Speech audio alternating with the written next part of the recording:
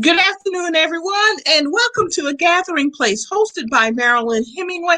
And today's topic, we're talking COVID, we're talking the LowCountry Jazz Festival with Dr. Thaddeus John Bell. And before we bring him on, we'll see you right after our opening segment. See you in a second.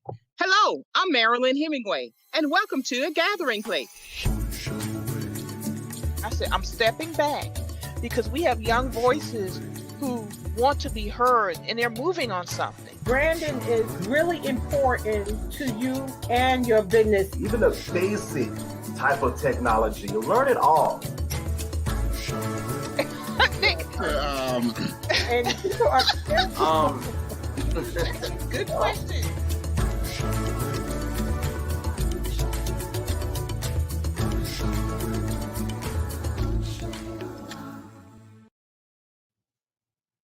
Well, everyone, welcome back. And, I always love listening to our opening theme. It just gets me in the mood. Gets me in the mood to ask questions and find out some new things. And as usual with our kind of regular guest, Dr. Thaddeus John Bell, I'm going to bring him on and we're going to talk about COVID-19, the recent news updates regarding the vaccines, taking the vaccines, the impact, and also now that a lot of these mask mandates are being removed, what's going on, get an update on the I Got It program, and of course, the LowCountry Jazz Festival. So let's welcome our guest, Dr. Thaddeus John Bell. Dr. Bell, good to have you. Hello. Well, thank you very much, Marilyn. How you doing? I'm doing good, thank you very much. Probably a little bit too good because I have gained some COVID weight. As I understand quite a few of us have, but yeah, they call that COVID weight, and I've seen a lot of COVID weight. I've I must admit, I've been victimized by COVID weight myself. As hard as I've tried to do the right thing, but in a way, it gives me reason now to keep. To go into another gear now that I'm a year old. I've had a birthday since I talked to you last month. That's right. Both of us are Taurus, so happy belated birthday. Yeah. Right. So both of us made it another year, and we are happy and grateful that we did. And it's a blessing in this day and time. There's a lot going on. It certainly is, Marilyn. It certainly is. Yeah. I'm very blessed and very happy to be here, and more important, and just as importantly, happy to be doing what I love to do, and that's practice medicine, which has been part of my life for going on 46 years now.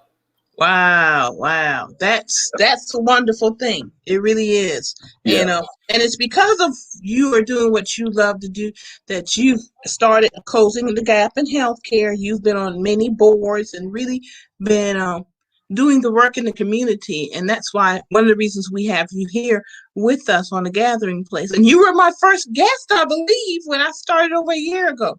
That's right. Yeah. So let's talk about the latest happenings in COVID. I really wanted to get your perspective on the most recent policy changes, the medical changes that are happening. So let's start with the vaccines, COVID-19 vaccines. I think they're making a difference. The COVID vaccines, no question, are making a difference. That is why people are able to experience the good experiences they're having this weekend. And that's because the COVID vaccines have made a significant difference. The bottom line is that the COVID vaccine works. And for those people who are still hesitant about it, all you have to do is look around you, and you'll notice that if you go to the parks, or if you go to certain stores, you will notice that people are not wearing masks. And the reason why people are not wearing masks is because over 50% of the population, I think I read over 50% of the population has gotten either one of the vaccines. and a large percentage of the population has gotten both of the vaccines where they are required. Mm-hmm. And then, of course, the other thing that has come on board since you and I last talked is that the vaccines have now been approved for children 12, starting at 12 and going on up. So I was real happy to hear about that, because I have grandchildren that that certainly I enjoy being around, and I'm sure others like me under the sound of my voice have also enjoyed those kinds of things. So the bottom line is this, as far as the vaccines are concerned.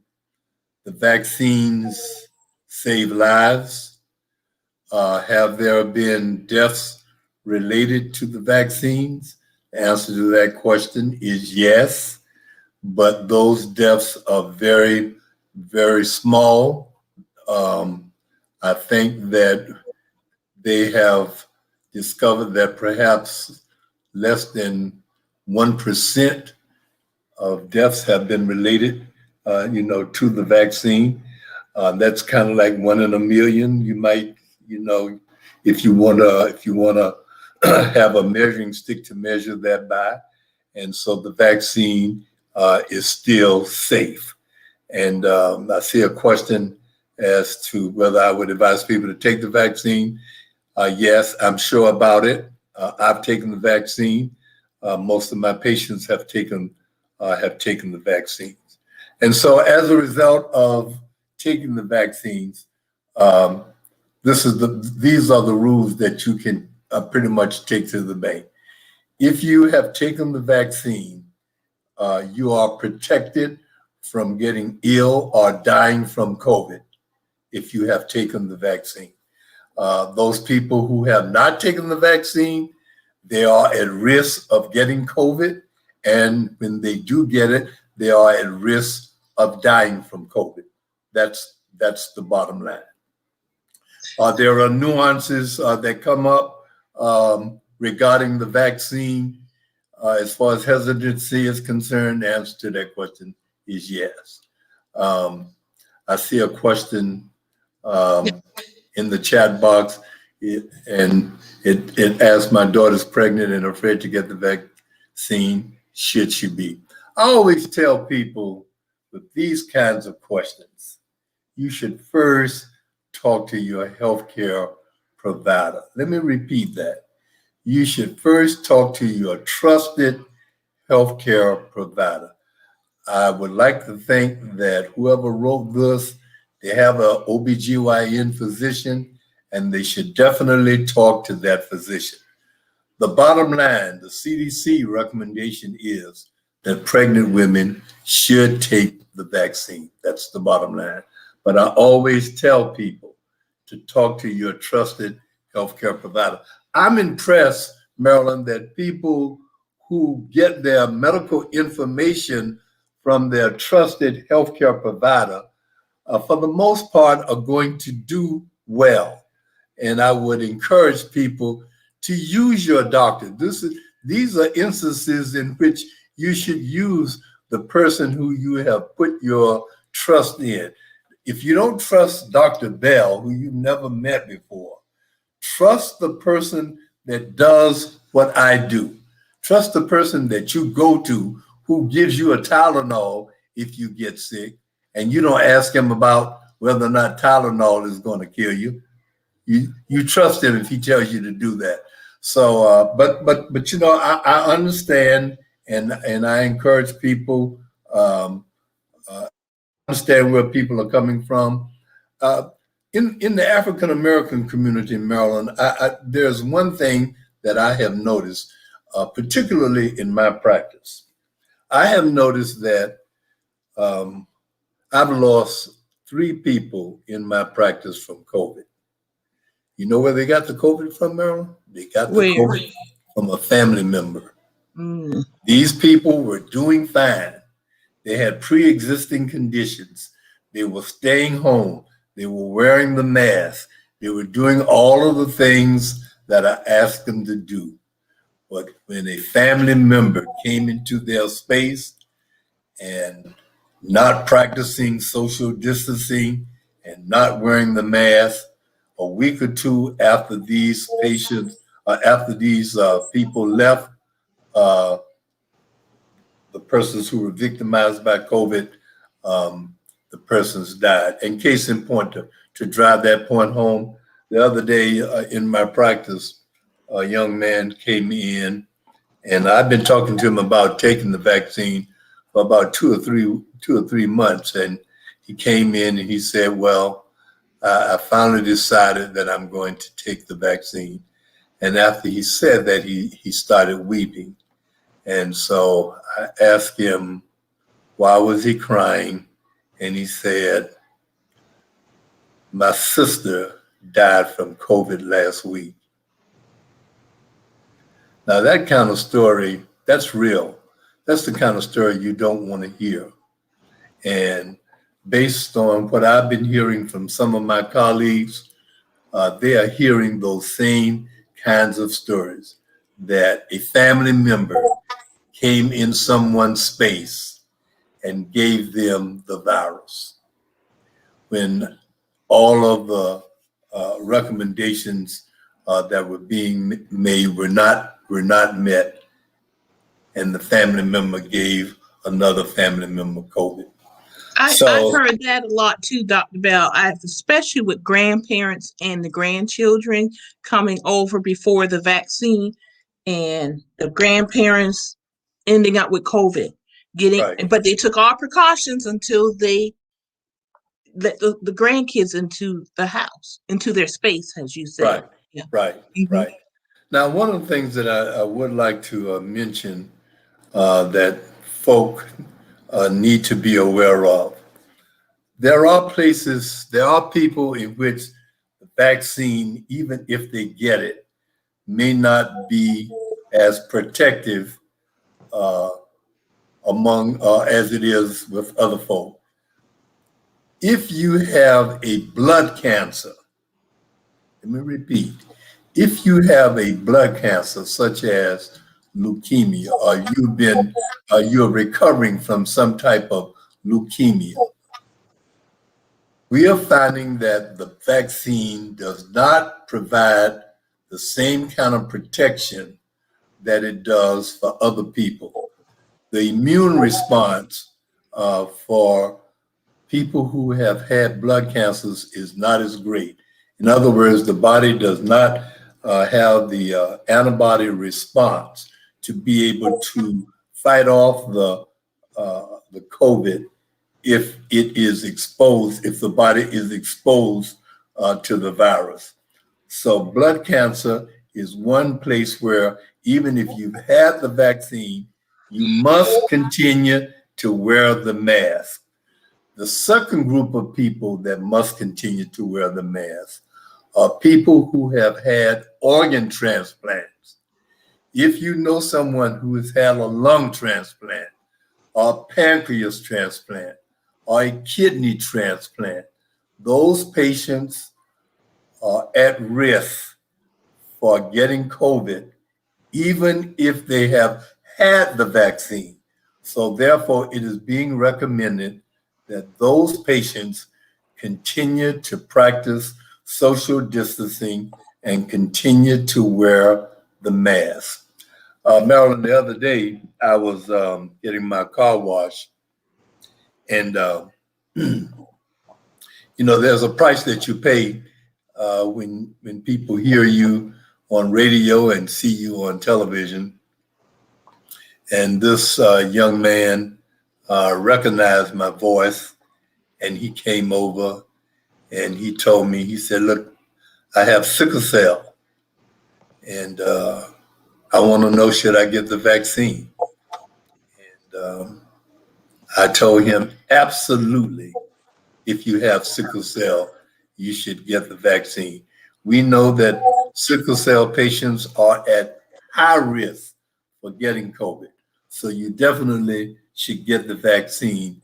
And then I would even go so far to say that even after you have gotten the vaccine, you should continue wearing the mask, particularly in places where you are not familiar and around people who you are not familiar with. Now, with that being said, let me also mention that it is being recommended that even though you have had the vaccine, Marilyn, that if you go into a hospital, you're going to have to wear your mask, whether you have had the vaccine or have not had the vaccine. If you're going to fly any place, you can't get on the airplane and you're not going to wear your mask. You got to wear your mask or they're going to put you off. If you're going to go, to the jail or to a prison to visit someone, you got to wear a mask. If you're going to go to a nursing home, you have to wear a mask. If you're going to go to a graveside funeral, it's recommended that you wear your mask. I understand that quite a few churches are thinking about opening up soon. And I'm hoping that a lot of these people will have will have had the vaccine, but I'm thinking that those people are probably going to have to wear their mask as well. So I think it's very, very important for people to remember that. Now, Marilyn, can you read for me the question that just popped up in the chat box? Yes. Having a hard time trying to convince my mom, 65, to get the vaccine. And that's a comment. And go ahead. One of the things I go back to a comment that I've said earlier. Marilyn, there aren't very many people out there 65 and above who don't have at least one chronic medical issue. There aren't very many people in my practice that are 65 and above who don't have something wrong with them medically. Okay, so I would encourage the patient to talk to their trusted healthcare provider. Okay, now Marilyn, there are people. And you might hear it on radio or television. I wrote a health tip. The name of it is called "Closing the Gap in Healthcare, One Person at a Time." And that's what we try to do. Because you aren't going to ever convince everybody to do the right thing. Even Jesus Christ couldn't do that. Okay, so I have learned that if I have a crack at someone, it may take 2 or 3 times for me to convince them. And trust me, I have patients who come into my practice or who I'm still taking care of, and they are still not convinced that they want to take the vaccine. But after having 2 or 3 bad experiences, hearing where someone else, Marilyn, it's going to be hard if we've experienced over 600,000 people dying. And, if that doesn't convince people to take the vaccine, I'm not really sure how much more you can say, to convince people. The other day, I saw a health tip where 50 of the leading healthcare African-American professionals in this country did a video encouraging people to take the vaccine. And you may have seen that, and it was on Facebook. Some of the leading African-American healthcare professionals in the country. So I always tell people you're gonna, sometimes people have to have a bad experience before they begin to do the right thing with this vaccine. Sometimes waiting cannot be a good experience. Sometimes the cost of waiting and not doing the right thing can kill you.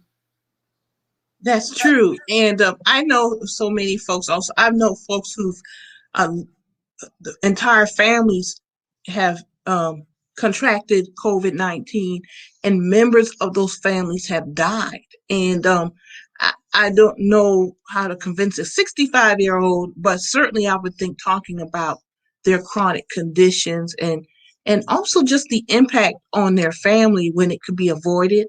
There's another question about, and I want to kind of respond to this one, and then Dr. Bell, you could respond from the medical point of view. But it says some people note that because they had a bad reaction from the flu shot, they will not take the COVID-19 vaccine. Are there any similarities? Can you talk about this?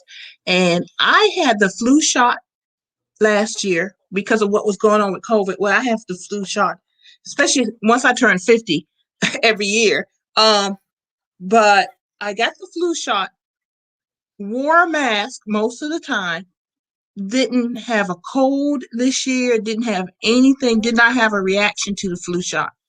I took the COVID, I took the 2 shots. What's the one with the P that starts with P? The Pfizer.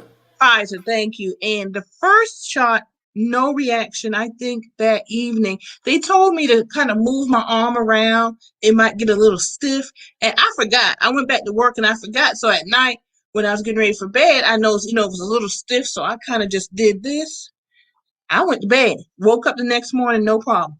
The second shot, I actually had a reaction. For like 2 days, it was like I had a mild case of flu. And actually just went to bed. I was trying to stay, like, do meetings and stuff. And I finally just said, I need like 5 solid hours of sleep and I'll be okay. And that lasted over about 2 days. I mean, the aches, just everything, mild case of flu. And it was like the next morning I woke up, it was like someone took the light switch and turned off all the side effects, the symptoms. And I was a little tired, kind of like after you recover from a bad cold or the flu, you're a little tired, your body's worn out. So that day I was just got a little tired.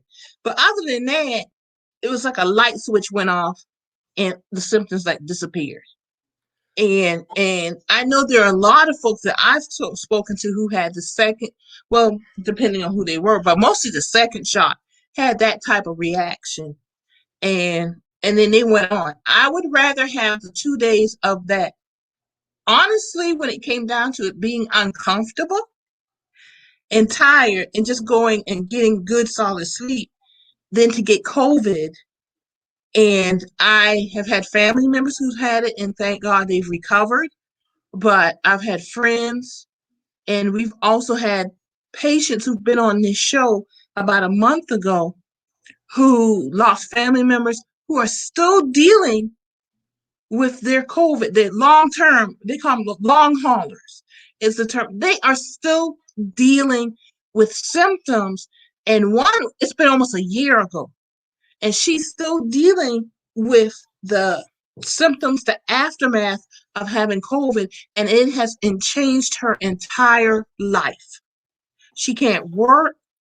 I mean, this is real. And she really encouraged people to get the vaccine. You do not want to go through what I went through. So for me,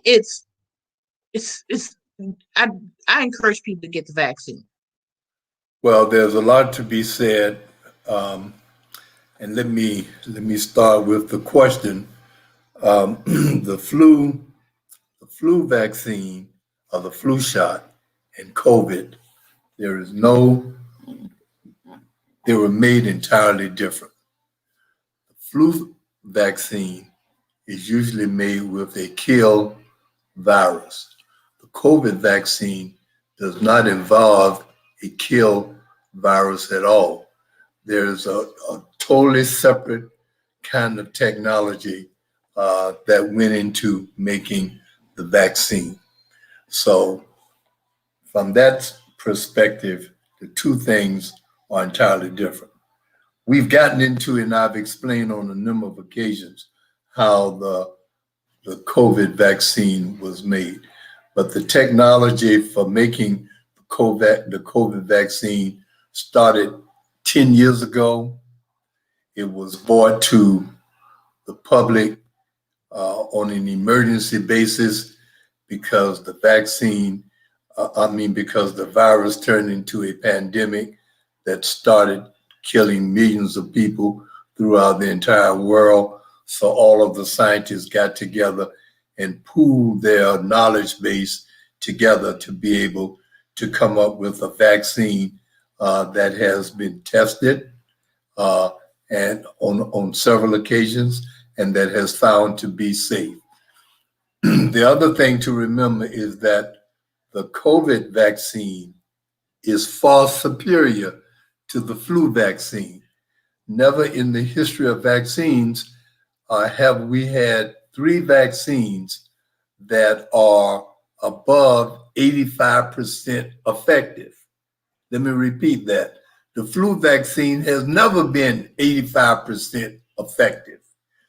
The 3 vaccines that we have, the Pfizer, the Moderna, and the Johnson & Johnson vaccines, have been found to be very, very effective, which means that they work in most cases, and the side effect profile is very, very low.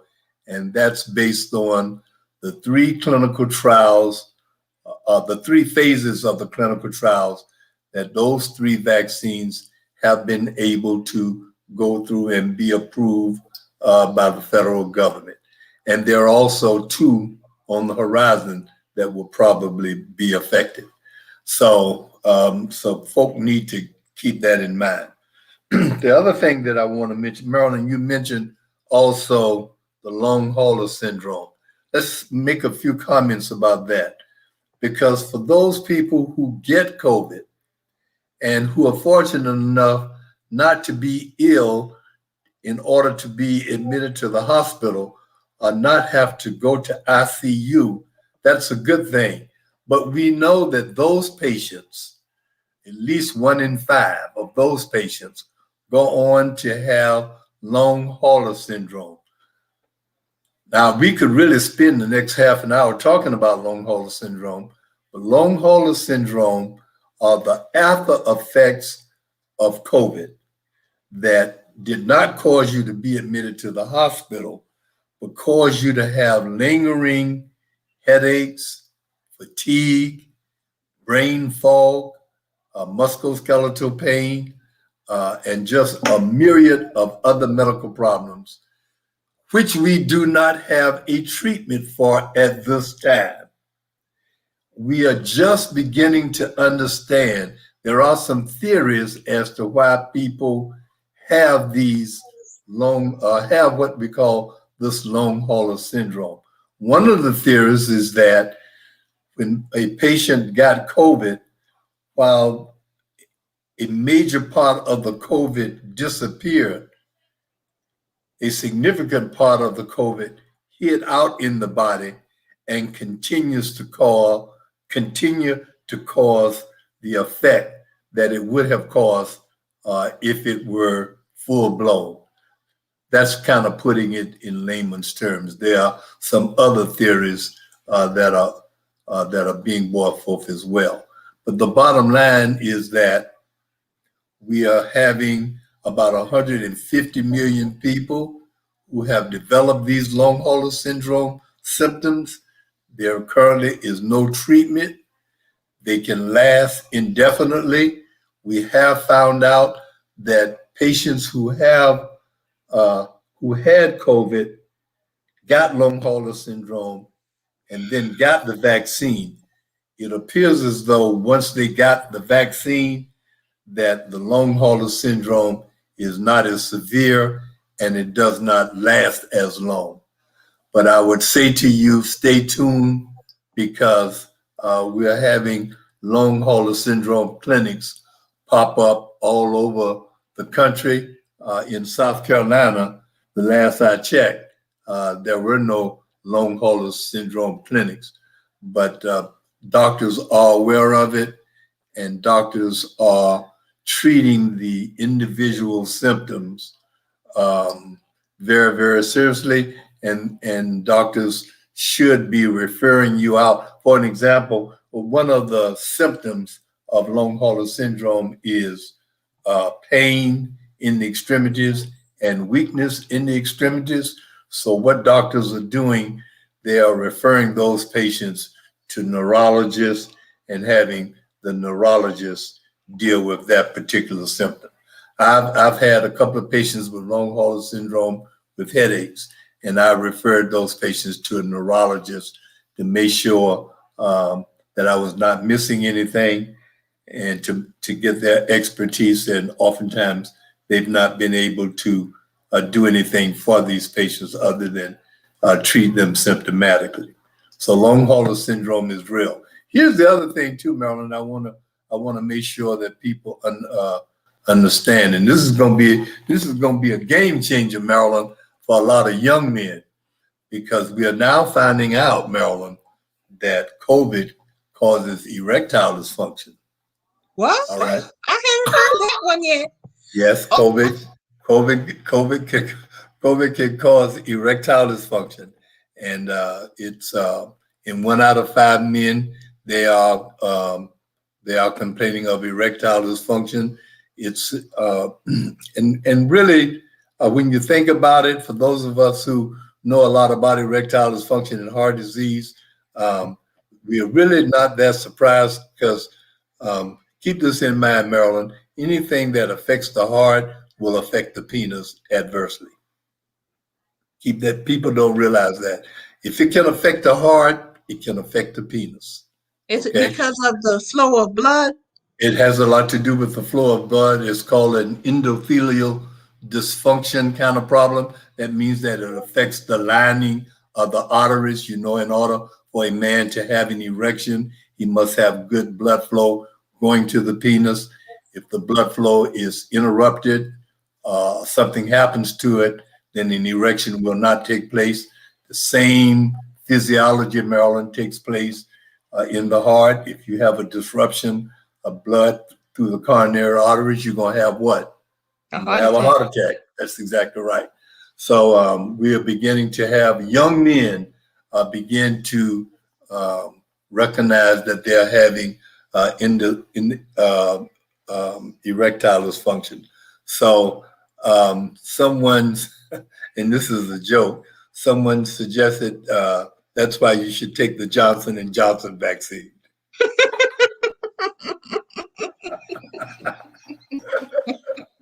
Hey, whatever helps to get the vaccine. You know, I had not heard about that one. So let me ask you this, because it occurred to, have they paid it? You say young men, but what age when we say young men? Are they like 18? Are they 35? I mean, yeah, they from 18 up to about 50. So that's prime prime reproductive. That's prime sexual. You know, what's the word I'm looking for? You know, the height of your sexuality.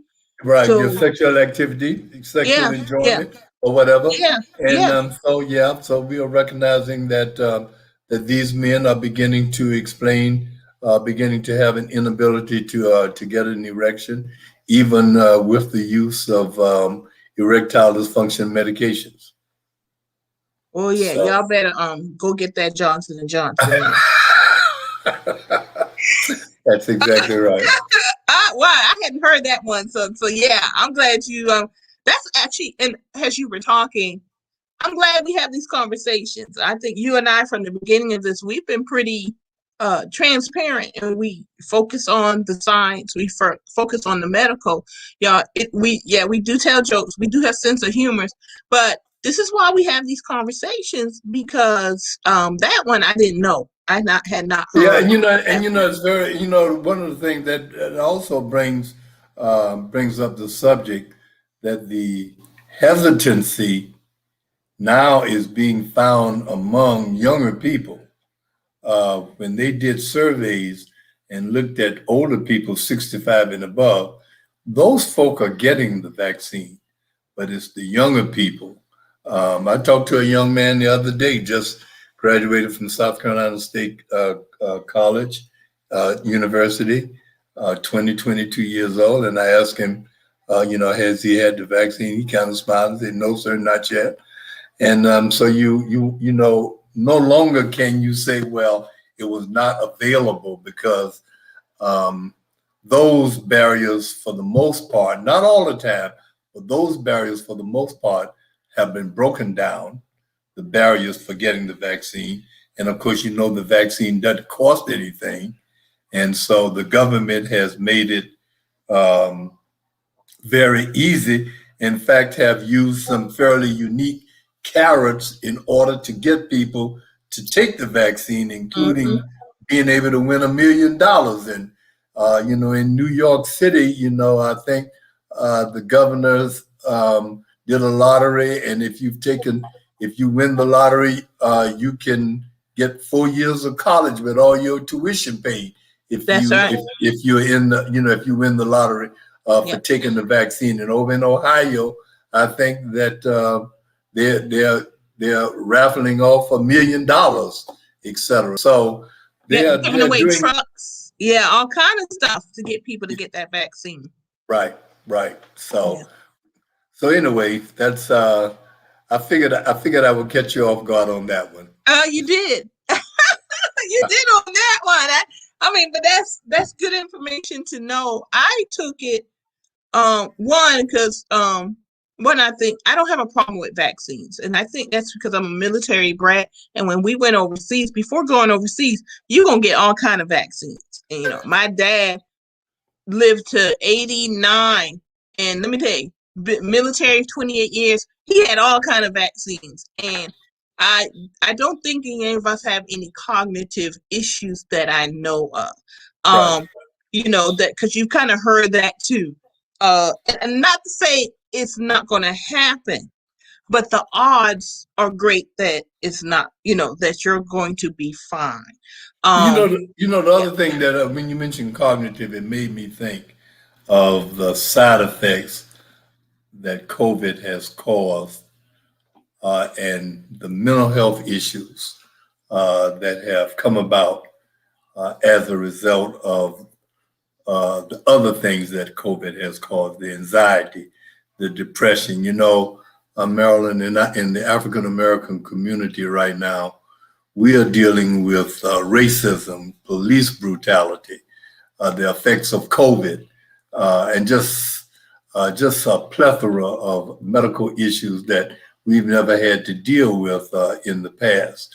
The suicide rate among African Americans has gone up significantly. There used to be a time if you heard someone commit suicide, you would not think of Black people because we historically, as a rule, didn't do that. But Maryland, that's no longer the case anymore. That's right. And it's no longer the case in elderly people. We are having young people who have been victimized by COVID in one way or another. It has affected their lives in a negative way. In Maryland, they have not been able to deal with it. Being enclosed, not having anybody to talk to, losing jobs, losing careers, losing relationships. I'm telling you, this COVID has done a job on the community at large and on the African American community particularly. So I wanted to make sure that we mention to our audience that we are very much aware of the mental aspects of COVID that we don't talk about nearly enough. And I totally agree with you. I know of folks. I don't think they realize it, but we in the NAACP show we did yesterday, we talked about mental health because May is Mental Health Awareness Month. Right. But I think a lot of people don't realize when they are saying things about I'm fatigued, I'm tired, I'm having a hard time concentrating at work. Those are symptoms. And we have all, as a society, been traumatized by what has happened in the last year and a half. So it's not just the COVID itself. We have to deal with the mental and emotional impact of what we've all been through. And quite frankly, at times I have felt that we've been surrounded by death. And that's a real thing. As my father got older and a lot of his friends started dying, he outlived a lot of his friends. He stopped going to funerals. And I feel that COVID in a way sped that up for me because I just dread the thought of funerals. And I hear on Facebook, I have to back away, believe it or not, even though I spend a lot of time on Facebook because of work. It's hard for me to respond to the many postings of people who've lost family members, and not just from COVID, but COVID deaths are on top of deaths from other causes. And I think it's one reason what you talked about. And I'm so glad you brought up this mental health situation. We've had almost a 1.5 mass shootings a day since the beginning of the year. And I caught myself last week when they had the TVA shooting. Well, yeah, in California, normalizing it. It was just very and that's scary because you hear about it so much. But I think the mass shootings, along with all the other issues that were causing mass shootings, COVID has just amplified a lot of issues with folks who are not dealing well with society, not dealing well with their mental health. And COVID has just compounded that. And as we are starting to slowly come out and be more social, I'm afraid mass shootings are going to increase. And even one-on-one shootings, because people have been holding a lot in. We have a serious mental health issue in this country right now, and we're really not talking about it. Yeah, you're absolutely right, Marilyn. One of the other things, even though I know that your audience is mostly adults, but I think about the effect that COVID has had on children. Children who have been forced to learn a new way of learning. I watched the program the other day, and they were talking to some young children, talking to some young teenagers about how COVID has affected how they learn. There are some students who have done well with learning virtually, and there are other students who have done significantly worse. One young lady even mentioned how COVID now, has affected the way that she relates to her friends. She has to almost kind of learn those relationships all over again. And the other thing that I want to mention, Marilyn, that a lot of the public does not understand. Healthcare professionals have not been trained to deal with death the way that they have been forced to deal with it as a result of COVID. We've not been trained to see so many deaths so fast happening to so many older people and younger people. And even when the death occurs, we are not and have not been trained to not have a loved one next to the person comforting them as they are making a transition. A lot of these young people who have been taking care of these patients, they have not been trained for what they are seeing. And so, Marilyn, as a result, we are having a mass exodus of young healthcare providers leaving the healthcare profession. PTSD has taken on a new light, all right? You're going to have healthcare professionals who are going to be affected by this for the rest of their life. And some of them may not be able to recover. Now, on the flip side of that, Marilyn, there has also been a significant increase in the number of young people entering the healthcare profession. I don't know whether you're aware of it or not. The number of medical school applicants has increased significantly. What I'm afraid of, and what I'm having been in administration, academic administration, I'm hoping that we will respond by making sure we have an adequate number of people of color entering the healthcare profession, because COVID has taught us a lot of things. And one of the things that it has taught us is that, Black people like to be taken care of by people who look like them and come from the same background that they come from. Mm-hmm. That's been very, very well documented. And so we just have so many issues that COVID has caused. There is a silver lining in COVID. Oftentimes you have to think about them real hard, but there is a silver lining. But there are just so many issues that we can talk about. But with that being the case, Marilyn, this is time for us to springboard into talking about the LowCountry Jazz Festival. Yes. Everyone, Dr. Bell, I've been running your website at the bottom of the whole show, closingthegapinhealthcare.org.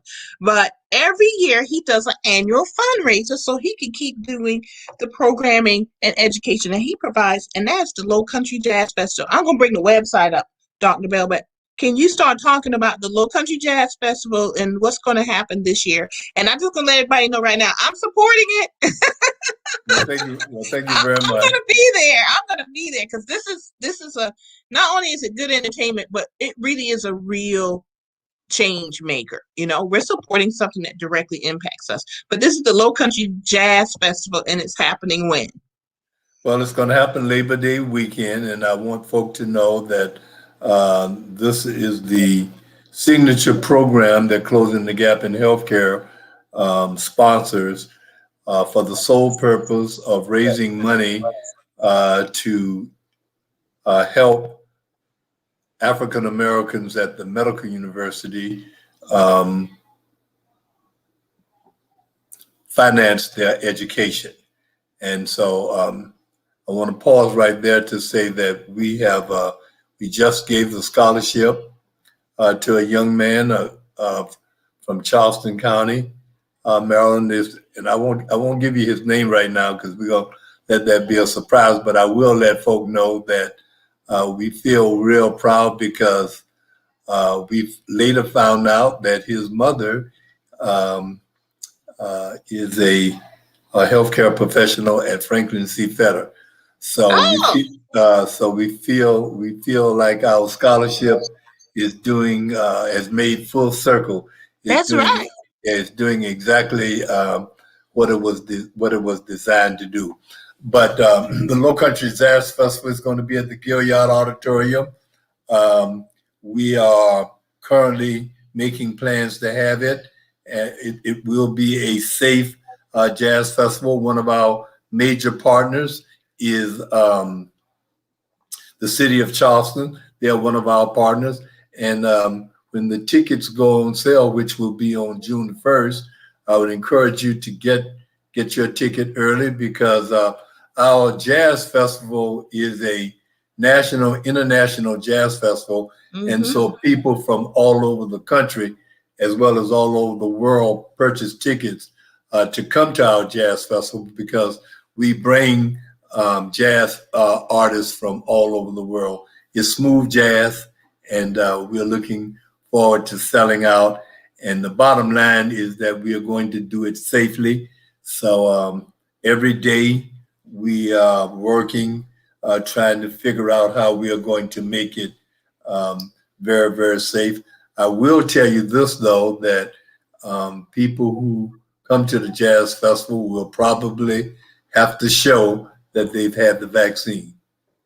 All right, I don't blame you. That's just one of the things that we are doing.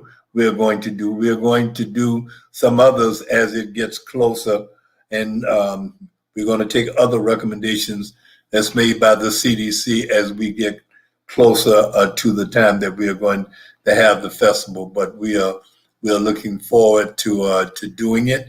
I like to let folk know that it's through the LowCountry Jazz Festival, Maryland, that we've raised $500,000 toward the Thaddeus John Bell, MD, and Family Endowment Fund, which is housed at the Community Foundation. And the sole purpose of that scholarship is to help increase the number of African American healthcare providers in the healthcare profession.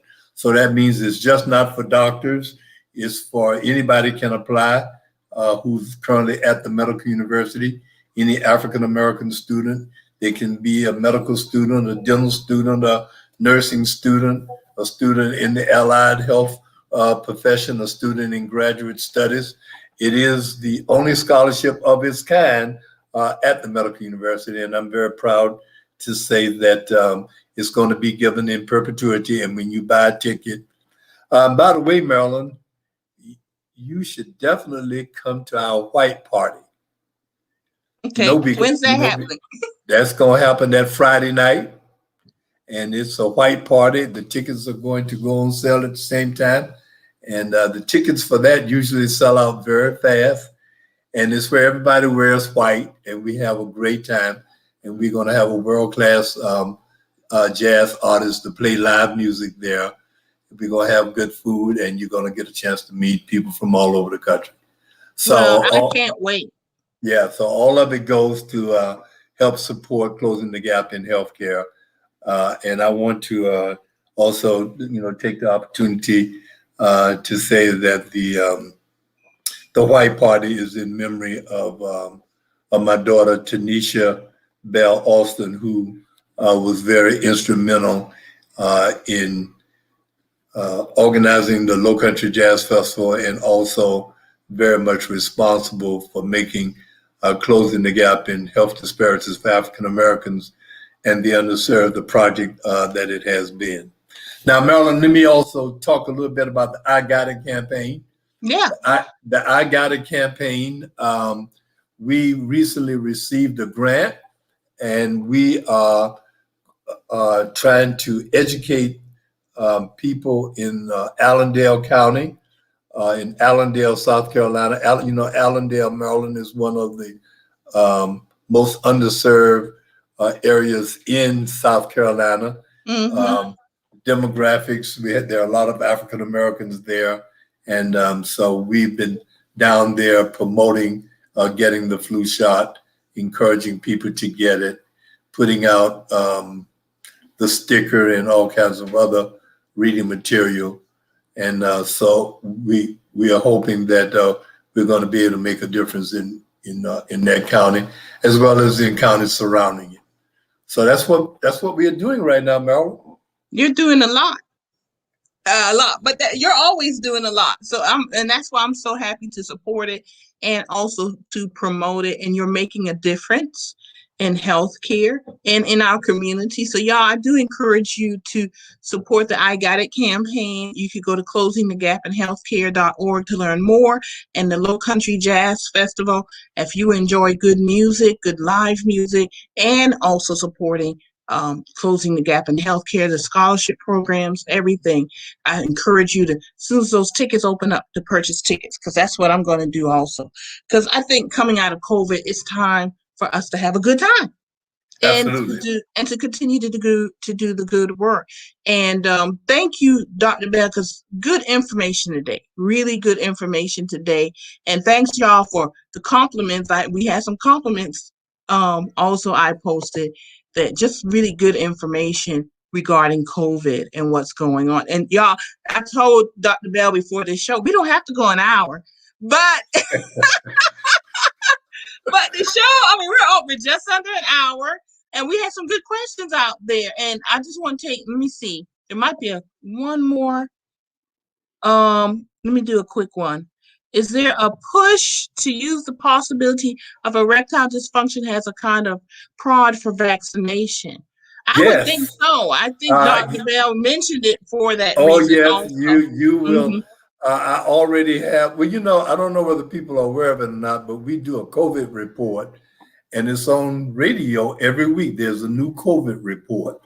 And in the last COVID report, I mentioned about erectile dysfunction. Those reports are only 60 seconds long. So I did mention that, and I will be talking about that as I give other talks as it relates to COVID. I just gave a talk last week down in at the Beaufort AME Church. They had a conference, and I was one of the speakers for it, and I mentioned that. So by all means, mention it. You can Google it. You can Google erectile dysfunction and COVID, and the information should come up. And I'll explain it in more detail when I have more time. Excellent, excellent. Dr. Bell, as usual, thank you for coming on. And thank you very much, Marilyn. I appreciate it. Sharing your information and everything. You know you're coming back. So especially because we're going to keep promoting the LowCountry Jazz Festival, but we're definitely going to be in touch and bring you back on to talk more about what's going on. Thank you very much. All right. Thank you. It's always a pleasure, and I appreciate the opportunity, Marilyn. Thank you, Dr. Bell. I'll be seeing you later. Okay, you bet. Bye now. Bye-bye. And of course, we're always happy to have Dr. Bell join us and give us the good information and wonderful information today. And y'all, thank you for the great questions. You guys gave great questions today. I just want to remind everyone that a gathering place is every Sunday and Wednesday at 4 o'clock. And this Wednesday, the Small Business Administration will be here to talk about small businesses, in particular, minority-owned small businesses, Black-owned small businesses, and the services that they provide to help our businesses be sustainable and grow. And we hope to get information about the new program that they just announced this past week that you can apply for a grant. And the Gullah-Geechee Chamber of Commerce, we're actually applying for the grant to provide this service to our community with some of our business partners, which we'll have mentors going out into the community, hopefully, expand what we do. There's a group of us out here who partner and we mentor folks in small businesses, but hopefully we'll be able to get this grant from the Small Business Administration to really increase our services because it's very much needed in our community. So stay tuned. This Wednesday at 4 o'clock, the Small Business Administration will be with us. Everyone, as usual, we enjoyed your presence. We are grateful for your presence. We're also grateful to have Dr. Bell with us. And just come on back and join us this Wednesday, learn more information. And of course, every Wednesday and Sunday at 4 o'clock, we're here at a gathering place because we're gathering together with our change makers to impact our Gullah community. Thank you, everyone, and enjoy the rest of your weekend. Thank you, Dr. Bell. We'll see you next time.